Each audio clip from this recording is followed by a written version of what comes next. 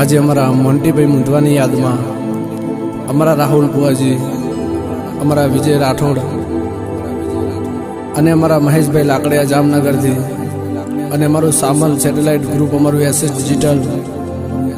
અને અમારું મેમનગર ગ્રુપ મને ગવડાવતું હોય ને જેનું લૂંટાયું હોય એને ખબર પડે ને એ લૂંટાયેલી વેદના, એમના મનની વેદના શું કહેતી એની વેદના ગાવી હોય ત્યારે